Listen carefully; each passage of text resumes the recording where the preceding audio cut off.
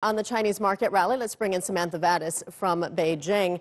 Sam, so what's behind this surge in the Shanghai Composite, closing over 3,000 for the first time since June?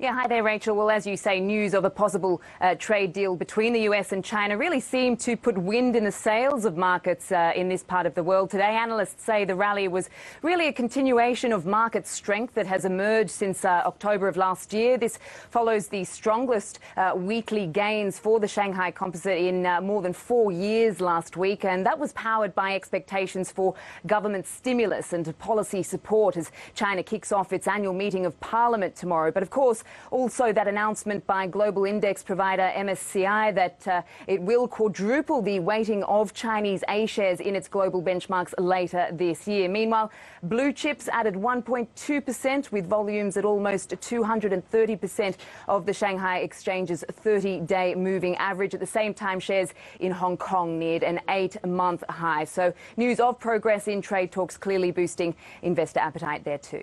Sam, let's talk about China's annual Congress, which you mentioned. What economic measures could we see from Beijing to combat the slowdown in growth?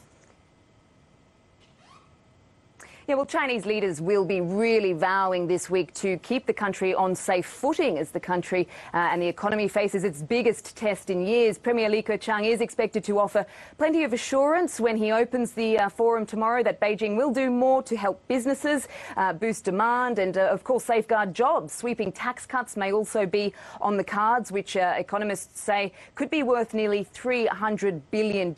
Now, the government is also expected to set a less ambitious growth target this year, which of course investors will be watching closely. This all comes after the Chinese economy grew at its weakest pace last year since 1990, made even worse by that escalating trade war with the US, but also Beijing's crackdown on risky borrowing.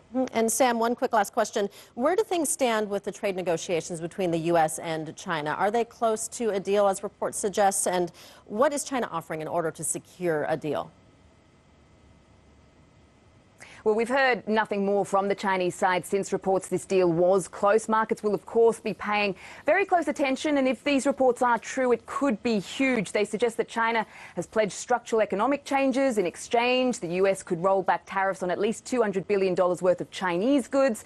But, of course, it's thought that Donald Trump and Xi Jinping could formalise such a deal at a summit as soon as March the 27th. However, we don't know or have too much in terms of details about what this deal would look like beyond these broad strokes. It's said that more needs to be hammered out, including stuff like enforcement mechanisms of IP protections, and how much more China will need to buy from the US in terms of farm products or energy or other things. Trump's also cautioned last week that he is still prepared to walk away from a trade deal if it isn't good enough, of course, like he did with North Korea in Hanoi.